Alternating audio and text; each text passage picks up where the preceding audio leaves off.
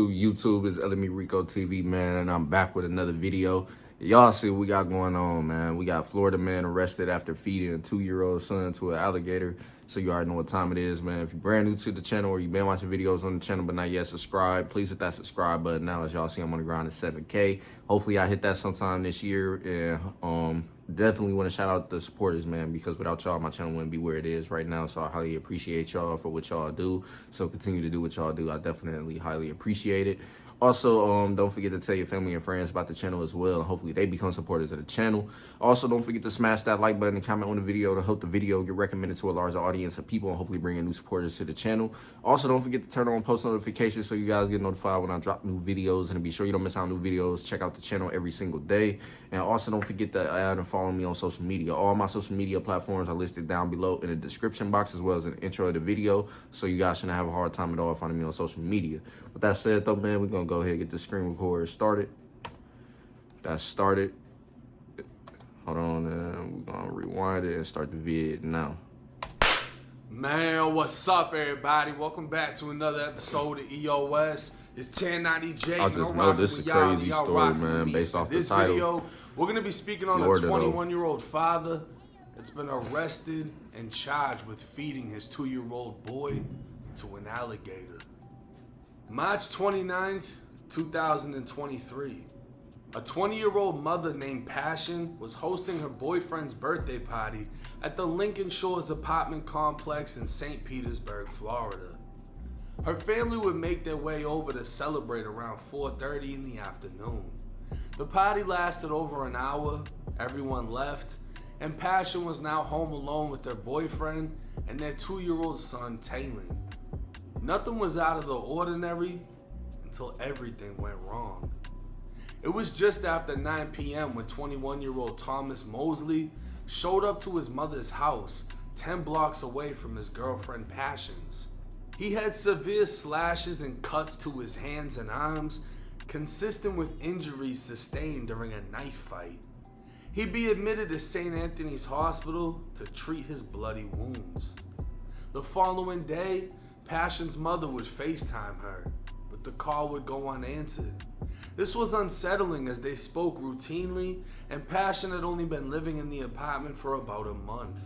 Her family decided to just stop by and check on her when they saw a blood trail on the sidewalk coming from her apartment. That's crazy. Her family would urgently contact management, who sent a maintenance worker to unlock and investigate the apartment when he made a horrific discovery. The only word to describe what he saw was violent. Law enforcement would arrive on scene, pronouncing 20-year-old Passion dead on the scene with over 100 knife wounds as she had been stabbed, slashed, and cut to death. That's just insane, man. Like I don't even know how to really put words into it, but just to simply say that's insane, bro. What could a person do, or I don't know even how to word that question. It's like, what did she do to warrant this dude to stab and cut her up over 100+ times? That's wild right there, for real, for real. I don't think I ever really heard of something crazy like that, let alone a whole well, I wouldn't even say a situation like this, maybe, but just to see it play out in real life, like how they're saying everything happened, it's just crazy to hear. That's just wild. But other than that, man, we're going to go ahead and continue on. Expecting the worst, a sign of relief came when 2-year-old Taylor wasn't found inside. But now, the question was, where is he? As investigators combed through the apartment, they located a cleaning bottle under a bed with a bloody fingerprint. Inside of the bathroom, next to Passion's body, was a bloody shoe print with a Gucci emblem. Like, this dude just didn't care. He was leaving all types of evidence. Like, well, he was pretty much already going to be done for by the time they seen the blood trail pretty much coming out the apartment. And then on top of that, she ain't answering her phone and stuff like that. And her family already said that's not ordinary for her to do. So it's like, they gonna put two and two together. You pretty much the last person to really see her for real because y'all live in the same apartment, basically. So it's just wild. Other than that, let's continue back to the video. A neighbor within the apartment complex had reported a disturbance from the night before occurring around 8:30, but disregarded it, and it's believed this was when Passion was violently attacked. Law enforcement would make contact with Thomas Mosley at the hospital, where he refused to speak. They were able to confirm neither he nor his family had the 2-year-old boy, which prompted an Amber Alert as well as a $5,000 reward for anyone with information relating to the murder or disappearance. Local, state, and federal authorities would launch an investigation, deploying drones and a helicopter while officers and canines searched the ground. On March 31st, members of a search team spotted an alligator in the water with something in its mouth. That 2-foot-tall, 30-pound boy was now clenched between the teeth of a gator. A bullet would end the gator's life, and Taylor's intact body would be recovered, as the responsibility of having to tell a family member how the boy was found now fell on one of the officers. It's like, as that officer that gotta do that, it's like, how do you really go about telling that family that with that gruesome way of a person having their life to? It's like, how do you tell them what happened? So I ain't gonna lie, that's tough as hell to have to explain a situation like this to somebody's family and shit. And on top of that, you don't really got answers to why it happened until you pretty much get the boyfriend to pretty much say what happened and stuff and explain in detail what was going on that led up to the argument to him doing what he did, pretty much. That's just crazy. Thomas Mosley was placed under arrest at the hospital, charged with 2 counts of first-degree murder for the brutal death of his girlfriend and his own son. Law enforcement concluded Thomas stabbed Passion to death before throwing Taylor into a lake, but Taylor's cause of death is unclear at this time, meaning it's unknown if he was still alive when he was thrown into the water. It's believed Thomas attempted to clean up the apartment after the fingerprint found on the bottle was discovered to have belonged to him. Once the hospital medically cleared Thomas, he was officially booked into the Pinellas County Jail, and at this time, no motive has been established, and he faces a possible death penalty under Florida law. Now, this is a prime example. I ain't gonna lie. Based on this whole situation and what was pretty much detailed to happen, I wouldn't even blame them if they did go ahead and give them that, because that's just wild for you to do that to not only your own girlfriend, but then to your own son as well. You just can't explain that for real, bro. You really can't. So I wouldn't even blame them. I wouldn't even be surprised if they went ahead and did give them that death penalty for real. Because that's wild. But let's get back to the video. Of a Florida man case.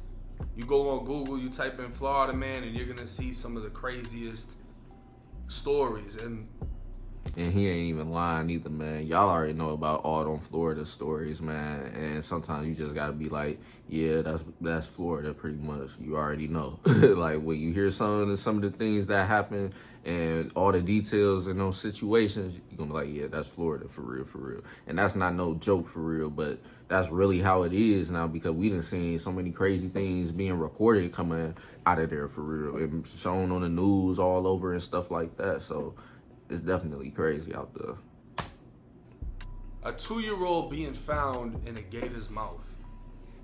One thing about living in Florida, if you grow up there as a kid, you're told by pretty much everybody, especially in school and all that, every body of water, you can guarantee that there's a gator in it, or at least act like there is. You know what I'm saying? A pool, you can see what's in there. Everything else though, like, if you can't see through it, and it ain't clear water like your pool, don't even trust the water for real, for real. Just treat it like he said, like it's an alligator in there, because you don't know what's up in them waters for real, especially if you can't even see through it. So, hey, that's for real tough. You go to a golf course, they get the little ponds, a lake, a river, any of that, expect that there's gators. So to throw a 2-year-old into a lake, whether or not he intentionally meant to feed him to a gator, thinking the gator would get rid of the body, or he just knew of the possibility, we don't know. We don't even know if that little boy was alive when he went into the water and drowned to death, or if he ended his life with a knife, how he did his mother. We don't know why he even did this. From what I could see, from what I researched, he doesn't even have a criminal record. I can't get into the juvenile stuff. He just turned 21, but he doesn't have an adult record. There's nothing else with this kid. And normally, if he was psychotic or had psychological issues, it would have been reported in the news. The family would have spoke out and been like, oh, my son, you know, he was supposed to be on meds. He wasn't on meds. He was in the hospital. And that's the scary thing about life, for real. Like how he basically described dude, no adult record, no nothing to his name. That just goes to show you that it's all types of just crazy people out here, for real, for real. So nowadays, you can't put it past nobody. Just like how dude ain't got no adult record, no nothing to his name, you still should look at that person like he possibly or she possibly could do something like this or do something to somebody for real. They don't gotta have a whole ass background record of being arrested and stuff like that to do something like this. So you just gotta pretty much treat it like I said earlier, you can't put it past nobody for real. And that's scary. But we're gonna continue on. None of that. None of that. No word about any of that. Or at least it hasn't come out. What would possess somebody on their birthday to murder their girlfriend, stabbing, slashing, and cutting her over 100 times while the 2-year-old boy is at the house, and then kill the 2-year-old boy on your birthday? And apparently that kid had just turned 2, not even 19 days before this happened. Just sad situation all around for the family. This is one of those things where it's like, what could be done to even prevent this? How can you tell when somebody's about to snap and do something like this? You know what I mean? How can you prevent that? How can you... And that's another scary thing about people. Like, people are good at deceiving you with their true emotions sometimes. Like, some people is just really that good at deceiving you and not really showing they true emotion for real about anything or something like that. So like he said, it's like, how do you prepare or just peep a situation like that possibly coming from a person if they not really showing no type of emotion, and then on top of that ain't known to really get out of character violently and shit like that. So it's like, what do? You just sometimes don't even get no signs that they about to do anything. Like he said, that's just crazy. See what's happening. Was there any signs? Did the family know that they had issues? Was there any... It's just crazy. A 20-year-old mother that was working at CVS, got her own apartment, was taking care of her kid, FaceTimed him apparently every day while she was at work. It said the bond was strong, and he broke that. In my opinion, I don't feel like first-degree murder is gonna stick unless they can find some form of premeditation, which it doesn't sound like there is. It sounds like it's a crime of passion. Unless they find he had a diary and 3 months ago said, on this day, I'm going to kill them. Exactly. It sounds like a spur of the moment type of shit. Second-degree murder. They normally overcharge you. And from there, you know, an expected life sentence. There's just so many unanswered questions for me as a YouTuber. I love to dive and dig into these stories and figure out the whys and the, you know what I mean? But I can only imagine how the family feels with all these unanswered questions that may never get answered. They may never know why, and they have to live with this forever. But I'm gonna have the GoFundMe for Passion and the little boy in the comment section. It's gonna be pinned at the top. Drop y'all's thoughts and comments. It's 1090 Jake. I'm rocking with y'all, and y'all rocking with me. Till next time. Yeah, RIP to them too, for real, man. It's just like he said, there's no motive, no nothing behind why this whole situation happened. And then it's sad all around for the family because they just got a lot more questions than answers to why this whole situation was what it was. And there's no telling if they're ever gonna get those answers to those questions for real, because if he ain't gonna talk and he just wanna continue to be silent, then that's just what it is. They ain't gonna be able to get nothing else from him.